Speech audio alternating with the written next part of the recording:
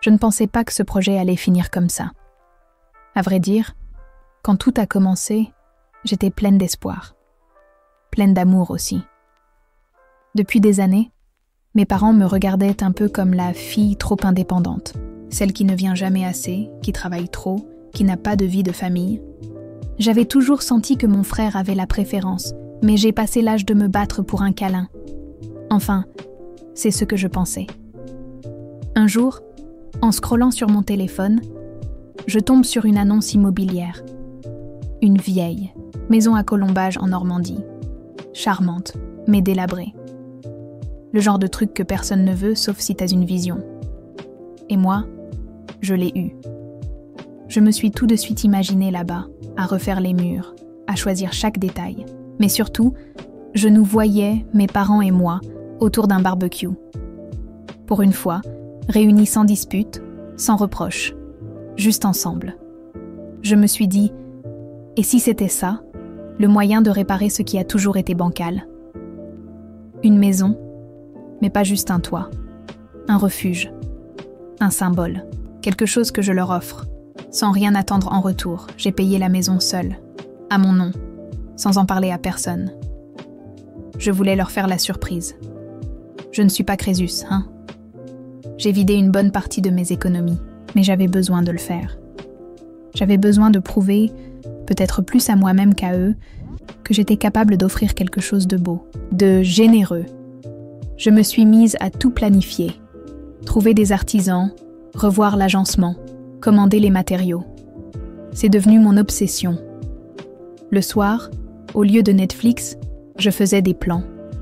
Le week-end, j'étais en Normandie avec mon casque de chantier à superviser les travaux.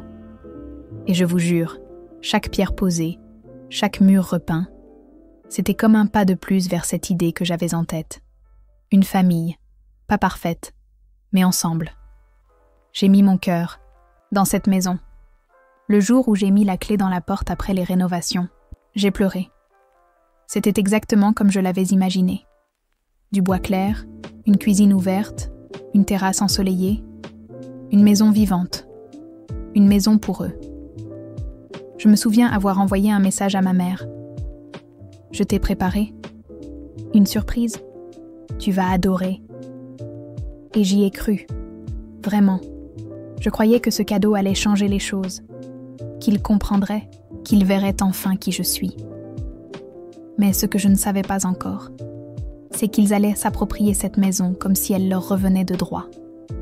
Et qu'un jour, j'allais revenir pour me faire mettre dehors de ce que j'avais moi-même bâti. À ce moment-là, je croyais offrir un cadeau. Ce que je faisais, en vérité, c'était creuser ma propre trahison. La maison était un chantier, littéralement. Les murs étaient lézardés. L'odeur d'humidité te sautait à la gorge dès que tu mettais un pied dedans. Et on aurait dit que les souris y avaient tenu un festival. Mais moi, je voyais autre chose.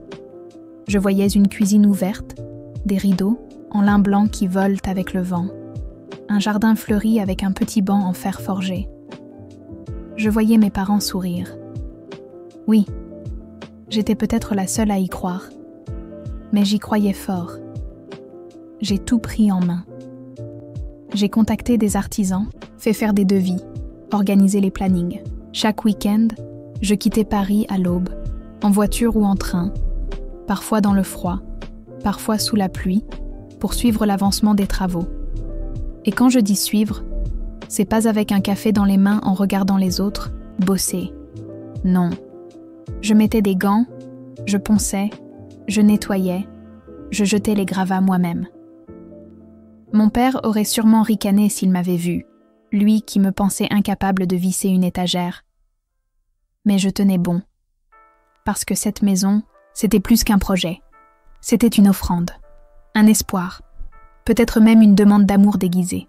J'espérais que, quand il la verrait, il se dirait enfin « Elle a fait ça pour nous », que mes efforts combleraient des années de distance. Je me souviens avoir passé une nuit entière à choisir les carreaux de la salle de bain, juste pour que ma mère, qui adore les bains, s'y sente bien.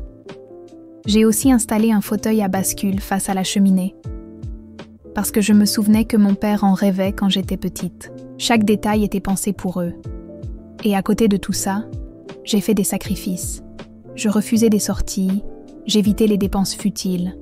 J'ai même mis en pause un gros projet professionnel. Certains collègues pensaient que j'étais partie en burn-out. Non, j'étais juste en train de bâtir un rêve, toute seule, sans rien dire à personne. Il y avait des jours où je rentrais à Paris épuisée, couverte de poussière, avec les bras en feu. Mais je souriais, parce que chaque tuile posée, chaque vis serrée, me rapprochait de ce moment où je leur révélerais tout. Et dans ma tête, ce moment était parfait. Je les imaginais entrer, bouche bée, émus, peut-être même les larmes aux yeux. Spoiler, ça ne s'est pas du tout passé comme ça.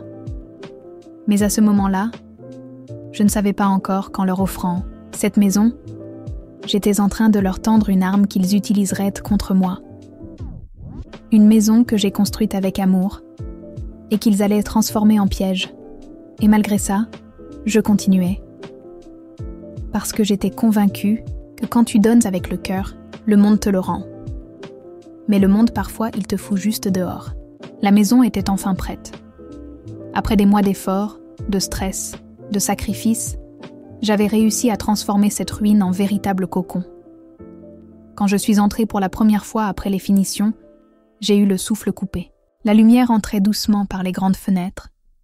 Les murs fraîchement repeints renvoyaient une chaleur paisible. Et l'odeur, cette odeur de bois neuf, de renouveau. J'ai tourné sur moi-même comme une enfant, seule dans le salon à me dire « Tu l'as fait, tu l'as vraiment fait ».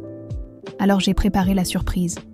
J'ai appelé mes parents. « Venez ce week-end, j'ai quelque chose d'incroyable à vous montrer ». Leur ton au téléphone était curieux, presque méfiant, comme d'habitude. Mais ils ont accepté. Et moi, j'ai passé les 2 jours suivants à tout ranger, tout nettoyer, tout parfumer. J'ai même accroché un petit panneau à l'entrée. « Bienvenue à la maison ». J'étais excitée comme jamais. Ils sont arrivés en début d'après-midi. Mon père, ma mère, et surprise, mon frère aussi. Lui qui ne se déplace que pour les mariages ou les héritages. Mais je n'ai rien dit. J'étais trop heureuse qu'ils soient là. Je leur ai ouvert la porte comme une gamine qui montre son premier dessin.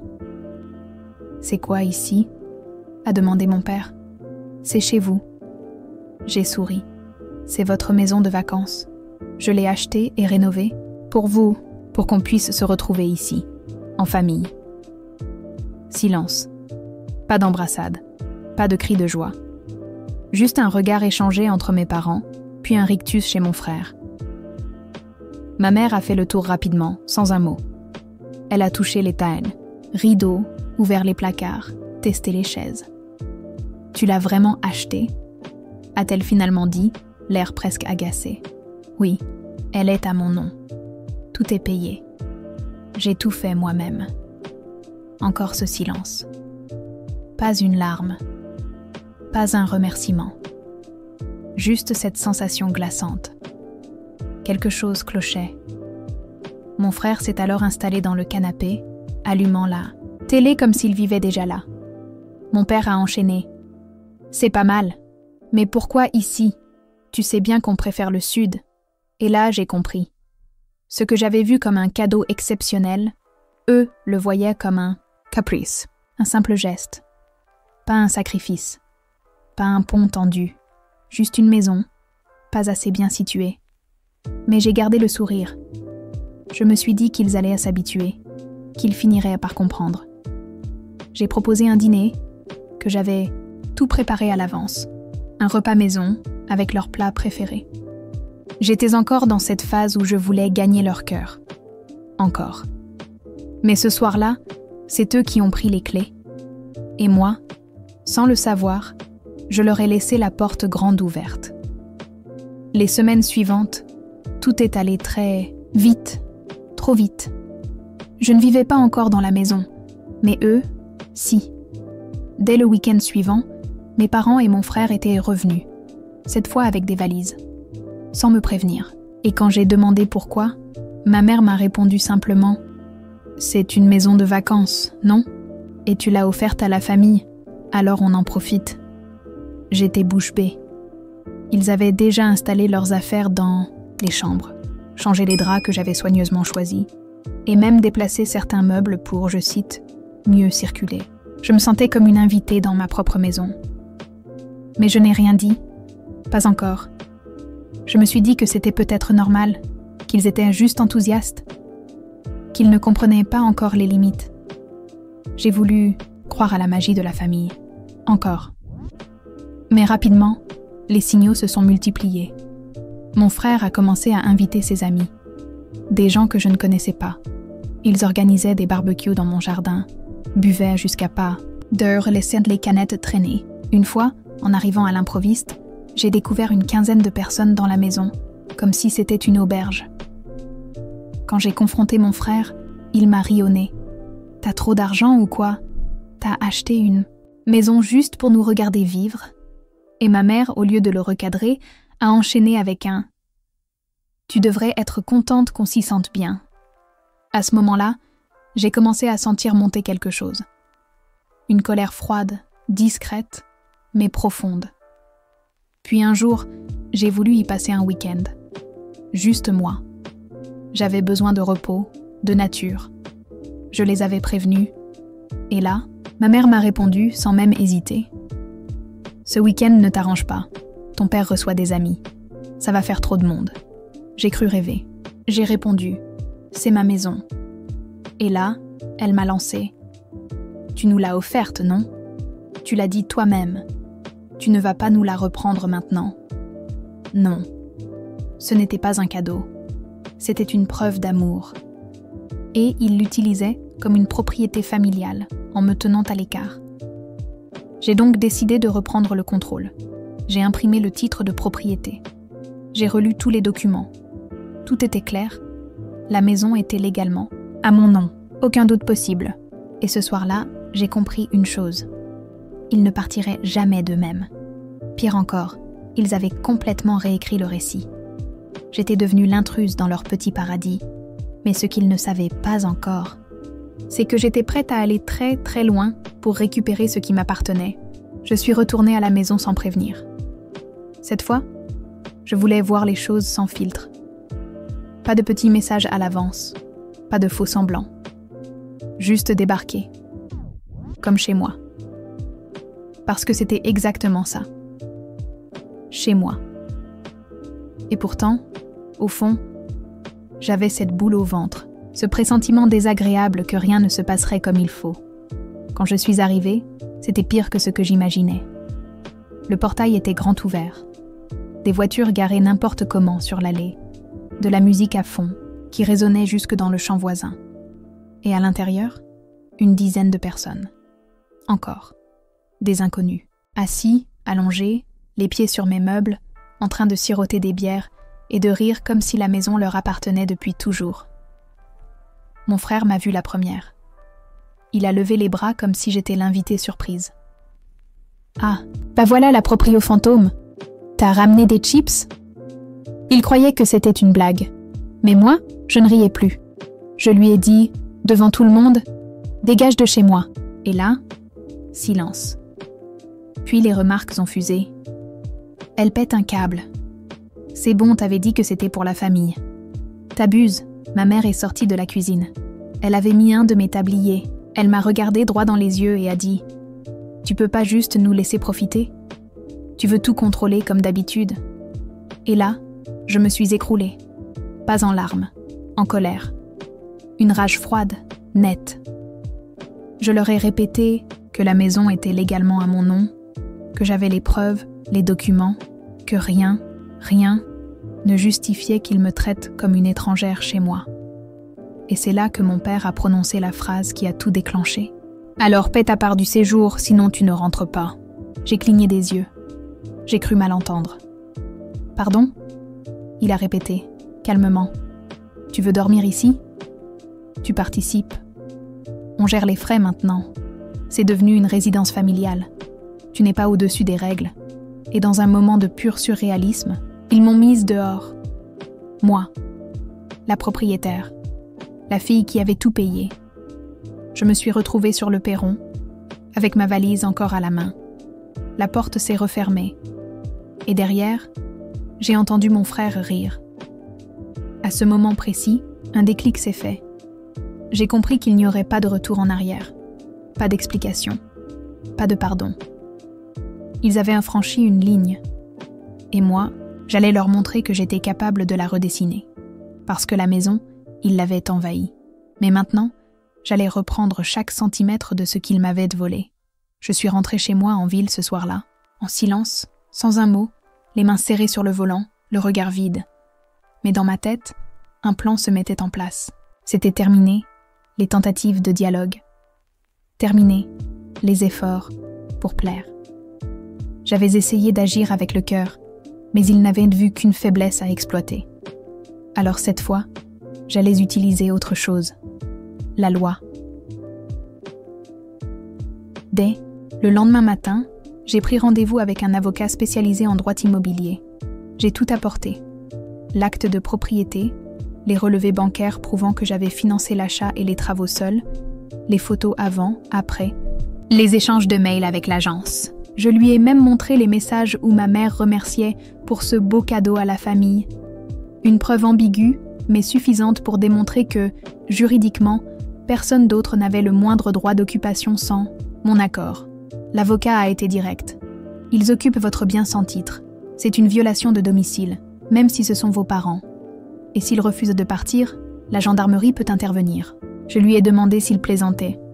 Il a souri. Pas du tout. Vous êtes dans votre droit total. J'ai eu un frisson. J'étais à la fois soulagée et terrifiée. Parce qu'appeler la police contre sa propre famille, ce n'est pas une décision facile. Ce n'est pas juste une histoire de maison. C'est l'abandon de ce qu'on espérait encore sauver. Mais j'avais été humiliée, exclue, volée et surtout méprisée. Je ne leur devais plus rien. Alors j'ai prévenu, une dernière fois.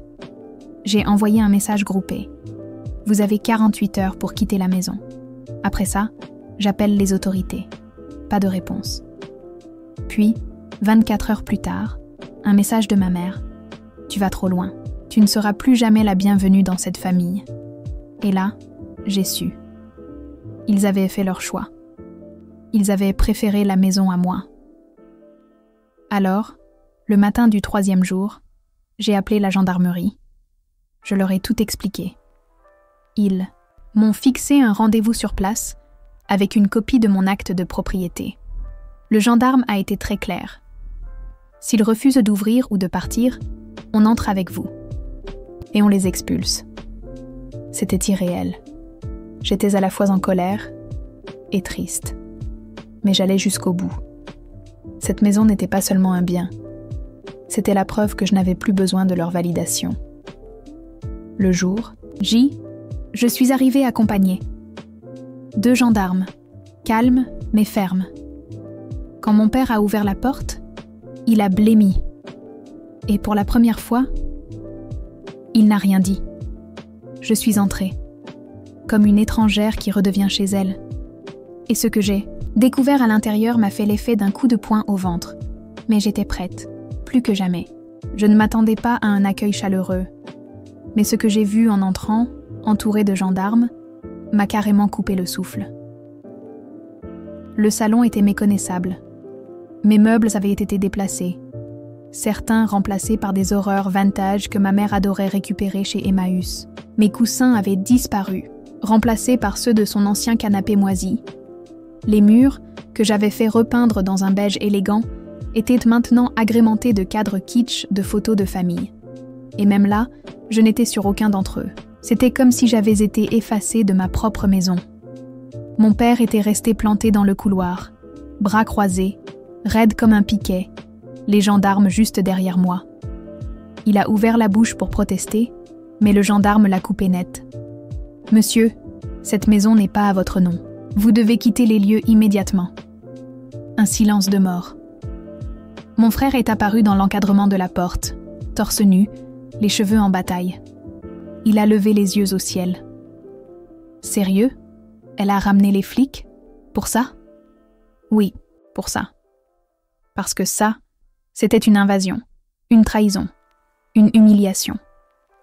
Et maintenant, ça devenait une expulsion. Ma mère a voulu jouer la carte dramatique, les larmes, la voix tremblante. « Tu fais ça à ta propre famille, tu vas nous foutre à la rue !» Mais la gendarme a été implacable. « Madame, vous n'avez aucun droit légal ici. Vous partez maintenant ou nous procédons à une évacuation forcée. » C'était brutal. Mais après ce qu'il m'avait fait, je ne ressentais plus rien. Juste cette froide satisfaction. Ce moment de bascule où on comprend qu'on ne doit rien à personne, surtout pas à ceux qui vous marchent dessus en vous réclamant un sourire. Ils ont mis 2 heures à rassembler leurs affaires. 2 longues heures où je me suis tenue droite, en silence, à regarder chaque carton quitter ma maison. Aucun d'eux ne m'a regardé dans les yeux. Pas une excuse, pas un mot. Et pourtant, au fond de moi, je continuais d'espérer. Un petit geste, une main sur l'épaule, un « je suis désolé », juste un rappel qu'on était encore une famille. Mais non. Quand la voiture a quitté l'allée, mon père au volant, ma mère à côté, et mon frère qui m'a lancé un doigt d'honneur par la fenêtre, j'ai compris que c'était fini, définitivement. Je suis restée seule sur le perron, devant cette maison qui avait été un rêve, et qui, désormais, allait devenir le symbole d'une renaissance. Mais je n'étais pas encore au bout de mes surprises. Parce que ce qu'ils avaient laissé derrière eux allait tout changer. Une fois la voiture de mes parents disparue au coin du chemin, j'ai enfin pu souffler. Ou du moins, je l'ai cru. Parce qu'en entrant dans la maison, j'ai compris que la vraie tempête, elle venait juste de commencer. À première vue, tout semblait calme. Un peu vide, certes, maintenant que tout le monde était parti. Mais très vite, j'ai senti ce malaise dans l'air. Ce genre de frisson qu'on ressent quand quelque chose cloche. Et c'est là que j'ai commencé à regarder plus attentivement. Ils avaient tout laissé en plan. Littéralement. La cuisine ? Dégueulasse. Des restes de nourriture dans le frigo, une pile d'assiettes moisies dans l'évier, des miettes partout. La salle de bain ? Digne d'un film d'horreur. Des serviettes, trempées au sol, des traces de boue jusque dans la douche, et des produits de beauté ouverts, renversés, comme si on s'était battu avec le miroir. Mais c'est dans les chambres que j'ai compris qu'ils n'étaient pas simplement partis. Ils avaient saboté la maison. Mon lit, celui que j'avais choisi avec soin, était éventré. Le matelas, tranché au cutter. Mes draps déchirés. Et sur le mur, au feutre noir, une inscription en majuscule. Traître, c'était irréel. Une rage adolescente, mais venant d'adultes. De ma propre famille. Je suis restée figée quelques secondes, incapable de parler, incapable même de penser. Puis j'ai senti mes jambes se dérober. Je me suis assise sur le sol, au milieu de ce chaos, les mains tremblantes. Mais la surprise la plus inattendue, c'est dans le grenier que je l'ai trouvé. En montant pour voir s'ils avaient laissé des affaires, j'ai découvert une pile de cartons fermés avec du scotch marron. Et sur chacun d'eux, inscrit au marqueur « Ne pas toucher, perso ». J'aurais pu les laisser là. Mais soyons honnêtes. Après ce qu'ils m'avaient fait, la curiosité avait le goût amer de la vengeance. Alors j'ai ouvert. Ce que j'ai trouvé ? Des papiers, des lettres, des relevés bancaires, des échanges d'emails imprimés entre mon père et un notaire. Et là, tout s'est éclairé. Ils avaient essayé de me voler la maison. Depuis des mois, mon père contactait des avocats, cherchant un moyen de contester la propriété, d'annuler l'acte de vente, ou pire, de me faire déclarer inapte à gérer mes biens. Il avait même évoqué la possibilité de me faire passer pour instable, afin qu'un juge lui attribue l'autorité sur le domaine. Je suis restée là, glacée. Le mot « trahison » ne suffisait plus. Mais dans ce carnage, j'ai vu une opportunité, car maintenant, j'avais des preuves, des écrits, des intentions, et une légitimité totale. Ils avaient voulu me détruire, me rayer de ma propre histoire, mais ce qu'ils avaient laissé derrière eux allait leur revenir en plein visage. Et cette fois, ce ne serait pas une simple expulsion, ce serait une leçon. Et je comptais bien la leur enseigner, point par point. Ce soir-là, j'ai à peine dormi. Je n'arrivais pas à croire ce que je venais de découvrir. Mon propre père, l'homme qui m'avait appris à faire du vélo, qui m'avait porté sur ses épaules quand j'étais enfant, avait manigancé pour me dépouiller, dans mon dos. en silence. Et tout ça pour une maison que j'avais payée seule. Je passais les documents un par un, sur la table du salon que j'avais nettoyée à moitié. Chaque ligne, chaque email, chaque échange prouvait noir sur blanc qu'ils avaient préparé ça depuis longtemps. Il n'y avait plus de doute. Ce n'était pas une réaction impulsive. C'était prémédité. Mais ce qui m'a fait le plus mal, c'était de lire ces phrases glaciales, sans aucune trace d'amour parental, comme si j'étais un obstacle, un simple pion. Elle est trop naïve, elle finira par céder. On trouvera une faille dans l'acte. Elle n'est pas assez stable pour tout gérer. J'ai ressenti un mélange de colère, de tristesse et de lucidité.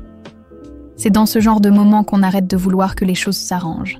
On veut juste qu'elles soient justes. Alors j'ai commencé à tout compiler. Je scannais les papiers, je faisais des captures, je les classais. Je préparais un dossier complet. Pas pour les humilier, mais pour les protéger de ma clémence. Parce qu'à partir de maintenant, je n'étais plus leur fille. J'étais la femme qu'ils avaient sous-estimée. Le lendemain matin, je suis allée voir un avocat. Il a tout lu, mot par mot, en silence. Et quand il a refermé le dossier, il m'a regardé droit dans les yeux. Ils ont tenté une manœuvre frauduleuse. Et vous avez assez de preuves pour les poursuivre pour abus de confiance, tentative de spoliation et même diffamation. Je n'étais pas une vengeresse, mais j'étais prête. Plus question de reculer, plus question de tendre l'autre joue. Et ce qui s'est passé après, j'aurais jamais imaginé que ça allait faire autant de bruit, parce que, très vite, l'avocat m'a conseillé une autre démarche, prévenir le notaire qui avait validé la vente. Et c'est là que le château de cartes a commencé à s'effondrer. Ce notaire, choqué, a immédiatement lancé une procédure de signalement. Les courriers de mon père contenaient des allégations graves. Et ce genre de tentative de manipulation, quand elle est faite par un membre de la famille, peut entraîner de très lourdes conséquences judiciaires. Et voilà ce que je préparais. Pas une vengeance, mais une mise à nu. Ma famille avait creusé un trou pensant que je tomberais dedans. Mais c'est eux qui étaient en train d'y glisser, lentement, inexorablement. Et moi, j'étais en haut du rebord, prête à leur montrer ce que ça fait de sous-estimer celle qu'on pensait dominer. Ce matin-là, j'ai enfilé une veste noire, attrapé mon dossier sous le bras, et je suis sortie avec une détermination glaciale. J'avais rendez-vous au commissariat. Pas pour faire un scandale. Pas pour m'effondrer en larmes, mais pour agir. En entrant dans le bâtiment, j'ai senti mon cœur cogner dans ma poitrine comme un tambour de guerre. J'étais nerveuse, bien sûr, mais j'étais aussi prête, plus que jamais. Le policier à l'accueil m'a demandé calmement « C'est pour quel motif, madame ?» Et là, sans baisser les yeux, « Spoliation de propriété, famille proche. » J'ai toutes les preuves. Il m'a conduite à une salle d'entretien. Et là, j'ai tout déballé. Le dossier, les lettres, les échanges mails, les photos de l'état de la maison, la trace écrite de leur tentative de me faire passer pour mentalement instable. Tout y est passé. Le visage de l'agent s'est figé à mesure qu'il lisait. « Vous dites que ce sont vos parents ?» ?»« Oui, mon père, principalement. Ma mère l'a suivi. Mon frère aussi. » Il a hoché la tête. Et c'est là qu'il m'a dit quelque chose que je n'oublierai jamais. « Vous avez bien fait de venir. Ce que vous décrivez, c'est grave, très grave. Et vu la clarté, des preuves, on ne va pas attendre. » Il a tout enregistré. Une main courante a été rédigée sur le champ, et ils ont lancé une enquête préliminaire. En sortant, je n'avais pas encore gagné. Mais je n'étais plus seule. L'État était officiellement au courant. Et ma famille, eux, allaient très vite comprendre qu'ils avaient été trop loin. Mais ce n'est pas tout. Parce que ce que je n'avais pas prévu, c'était ce coup de fil, à peine quelques heures plus tard. C'était mon frère, la voix hésitante, presque tremblante. « Et... tu peux parler ?» Je n'ai rien dit. Silence. Il a continué. « Écoute, papa vient de recevoir un appel. La police. Ils veulent nous entendre. T'as fait quoi ?» Et là, j'ai senti une étincelle de puissance me traverser. Ce que j'aurais dû faire depuis longtemps, me défendre. Il a bafouillé, m'a supplié de ne pas aller trop loin. m'a dit que c'était un malentendu, qu'il n'avait jamais voulu me faire de mal, que c'était juste un projet mal géré. Mais plus il parlait, plus il creusait. Car maintenant, ils n'étaient des plus arrogants. Ils avaient peur. Et cette peur, je n'allais pas l'utiliser pour les détruire. Non, j'allais l'utiliser pour les faire réfléchir. Parce que ce qu'ils avaient fait ne méritait pas juste une explication. Ça méritait des conséquences. Et ce n'était que le début. Quand la peur change de camp, tout devient silencieux. C'est étrange à dire, mais ce jour-là, le téléphone n'a pas sonné. Aucun message, aucun appel, aucun email de mes parents ou de mon frère. Rien. Le calme absolu.